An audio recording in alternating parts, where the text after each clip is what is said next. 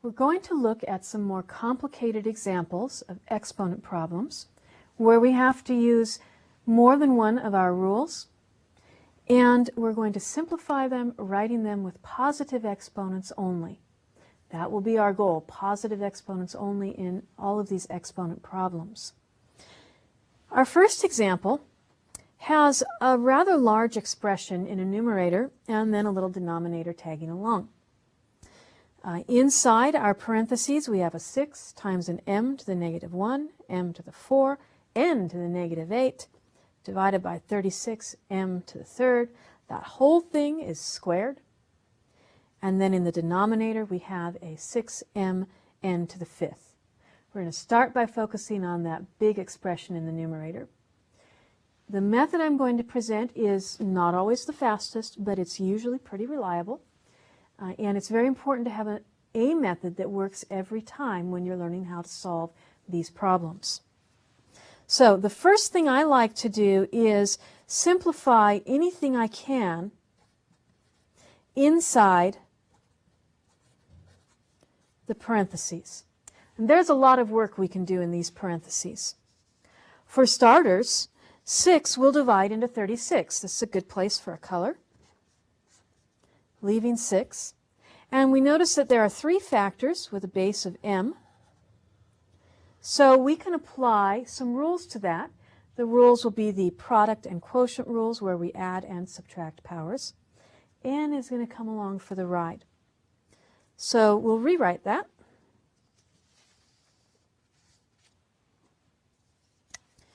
Where we have a, let's see, m to the negative 1 plus 4, add the powers because they're on the same side of the fraction bar, minus 3, subtract what's on the opposite side of the fraction bar, times n to the negative 8. That's divided by a 6.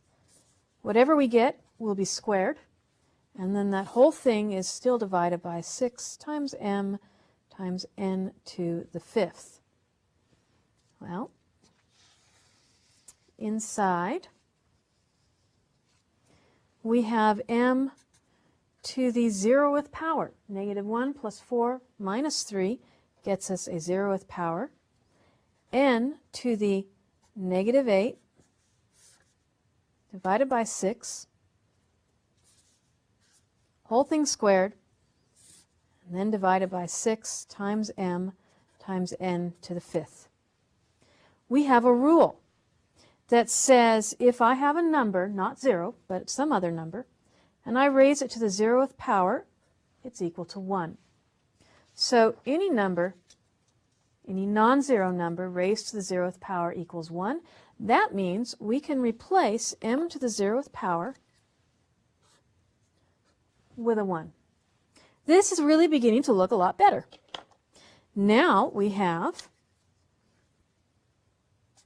since 1 times anything is the anything, n to the negative 8 divided by 6, that whole thing squared, and then divided by 6 times m times n to the fifth. Now, the next major step that I usually take is to lose the parentheses.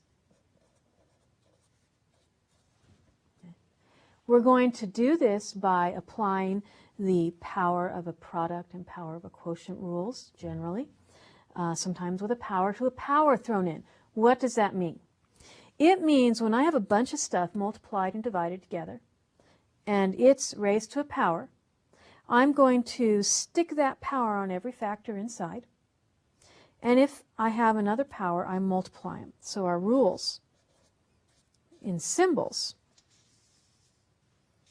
if I have a product of 2 things raised to the nth power, I can raise each of the factors inside to the nth power. If I have a quotient, I can raise each of the things inside to that power. And if I have some power raised to another power, I multiply the powers. So what do we have? Well, we have n to the negative 8. And we're going to square it. Sometimes it's helpful to draw little lines to make sure you don't miss anything. N to the negative 8 times 2. And in the denominator, I have a 6. I don't have to multiply anything. I just write down 6 squared. Still divided by 6 times m times n to the 5th.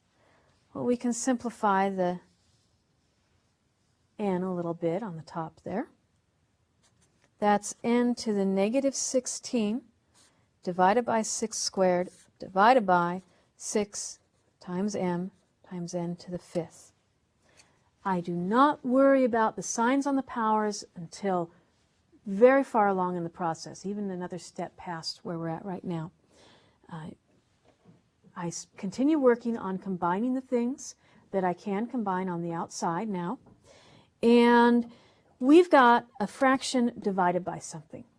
So I want to rewrite that.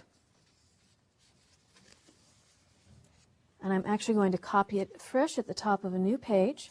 We have n to the negative 16 divided by 6 squared divided by this critter.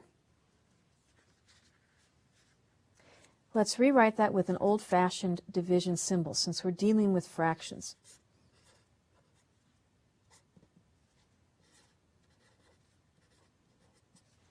Well, the denominator over here on the 6m n to the 5th is a 1.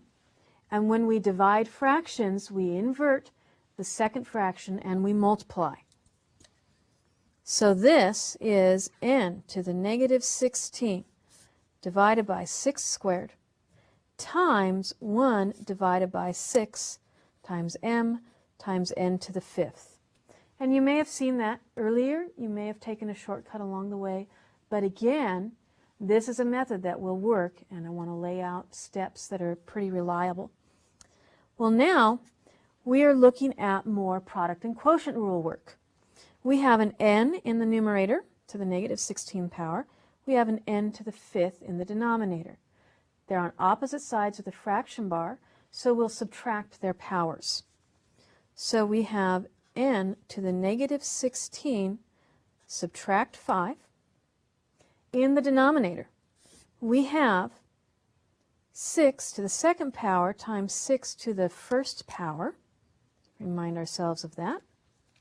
So we have 6 raised to the power 2 plus 1, and the m stands alone. So we have a plain old m. Okay.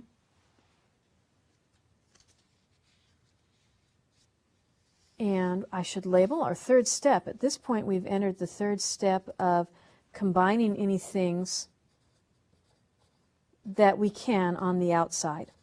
Okay. So negative 16 minus 5 is a negative 21. And we have a 6 to the third power times an m. We are ready to make our powers positive. And I wait to this point because oftentimes in these problems the powers change signs more than once. And it's better to wait till you're all done in terms of reliability for most people rather than trying to keep moving those powers around every step and making them positive. So now that we've combined everything, we'll make our powers positive. And we need to move the n. We make the power positive by crossing the fraction bar. So now we have a 6 cubed, an n to the 21, and an m in the denominator, and there's nothing left in the numerator. Well, this n to the negative 21 always has a times 1 there. It's implied, even if it's not written. So we leave a 1 behind. This is done. Okay, it's a sufficient answer. Sometimes you will find that the number is evaluated, and so you can also write that 216 times m times n to the 21. The other point there being that the order of the variables does not matter because multiplication is commutative. You can switch the order and you have the same answer. So we can write our answer in one of two forms. We can leave 6 raised to the third power. We can work it out as 216. And that completes this example.